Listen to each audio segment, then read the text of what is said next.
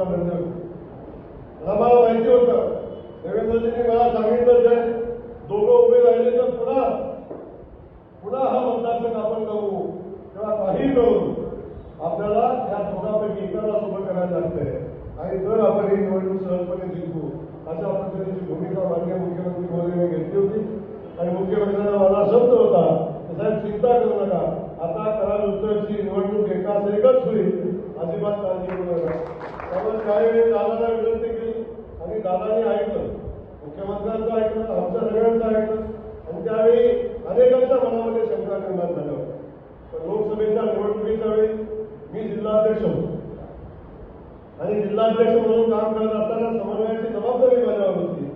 तेव्हा एका बाजूला धैर्यशीलता, एका बाजूला मनोजदादा, दुसऱ्या बाजूला पण अतुल बाबा आणि त्यावेळी खूप मोठ्या धाडसानं माहिती नाही परमेश्वर कुठली शक्ती देतो अशा वेळी, पण त्याला धाडस केलं आणि चौघांचाही हात वर केला आणि त्याला सांगितलं की आम्ही चौघही विधानसभेमध्ये जाणार आहे आणि चौघही आमदार होणार आहे. आणि खऱ्या अर्थानं जेव्हा आपण प्रामाणिक भूमिका ठेवून काय भूमिका घेत असतो तेव्हा परमेश्वर आपल्या पाठीशी उभा राहत असतो, देवाभाव आपल्या पाठीशी उभा राहत असतो आणि त्याचं फलित म्हणून आज आपण बघतोय की आम्ही चौघही आमदार आहे. आम्ही चौघही आमदार आहे.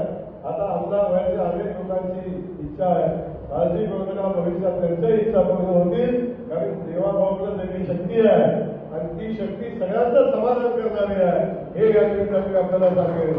त्यामुळे आपल्याला पुन्हा एकदा मनापासून धन्यवाद देतो. सांगलीकरांना मनापासून धन्यवाद देतो. सांगली सातारा महाराज लावायचा प्रयत्न अनेक लोकांनी केला.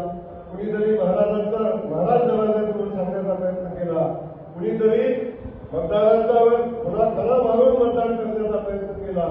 पण आता सगळ्यांना दाखवून दिलं या जिल्ह्यानं की आता राजकारण हे सामान्य कार्यकर्त्याचं आहे.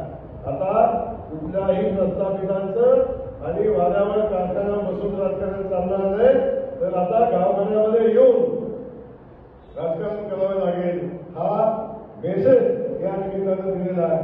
त्यामुळे पुन्हा एकदा सांगलीकरांचं मनापासून आभार मानतो, दादांचं पुन्हा एकदा कौतुक करतो.